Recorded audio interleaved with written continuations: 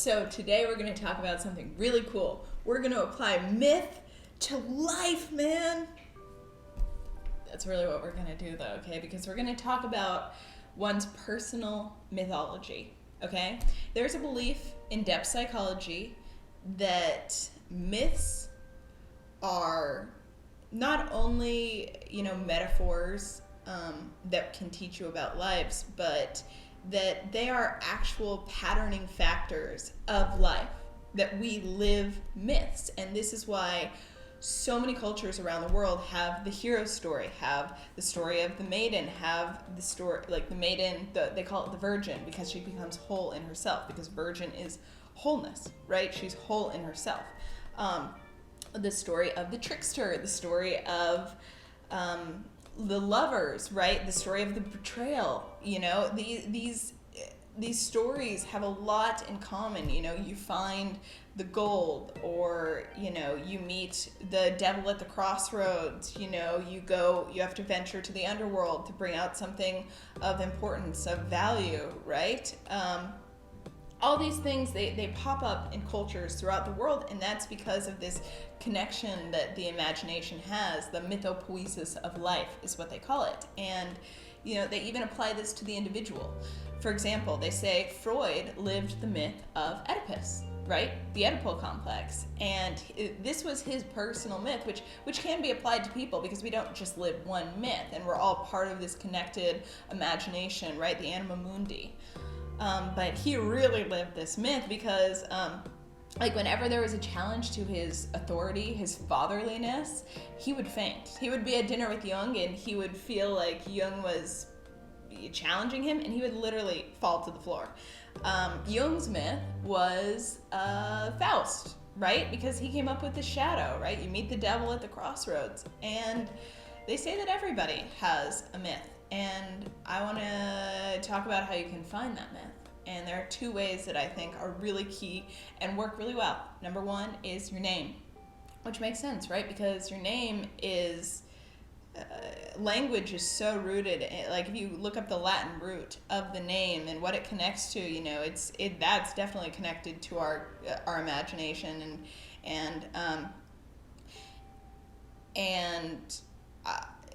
there are many, many cultures that say your name, you announce who you are. Every time you say your name, you announce. There's a lot of power in the name, in the words, right? And then number two is your birth story, because this is the omen of your life, right? The first instance, the omen. I just randomly was just listening to this thing about when Kim and Kanye first met. Kanye was literally working on the song Gold Digger, which I think kind of applies. And anyway, I think that you can pretty much look into the first moment of anything that you start something and get the omen of what that thing is going to be. You don't always interpret it right, but I think that there are definitely omens in the beginning of things, right? The first moment. And so your birth story would be the omen of your life. I just want to make it clear that I got this method, the name and the birth story, from Craig Chalquist, and in the description I will link to his book, his YouTube channel, and maybe his website, so definitely check out his work. Bye! I would like to give an example of this process and how it works, and there's a ton of examples in this book, Storied Lives, of his students that find their myths, and it gives them so much clarity and peace, kind of like astrology. You understand the archetypal forces at work in your life, and you're, number one, not blindly led by them, but second, you understand yourself better. And it's really hard to understand yourself, especially in the modern day where we just have so much coming at us all the time. We go introverted less than we probably should. So it's nice to be able to reflect on yourself and your life in this way, in my opinion. So I would like to share something personal about my myth and give an example of how I found it. And you know what? Today is Jupiter Heal's birthday. I created this channel May 12th, 2021, and it's May 12th, 2022. So let's share something personal. Okay, so my myth, I feel, is the myth of Persephone. So my name is Evie, which the closest Latin root is Eve. And Eve and Persephone have a very similar story. They're both seduced by the underworld, whether that is the devil or that is Hades/Pluto, or, the snake. They both eat the fruit of the underworld. Persephone eats the pomegranate, and Eve eats the apple. So they choose to know both good and evil. They both choose self-awareness, and they both choose this over the nourishing arms of the mother, right? Because Eve has the nourishing Garden of Eden, and she's cast out of that. And Persephone, her mother is Demeter. She is literally the deity which it nourishes the earth itself, right? She is the crops and the harvest, and she leaves her mother, right? And this puts her in a lot of pain, and she goes and cries, and Demeter's very sad and running around. And so these stories have a lot in common.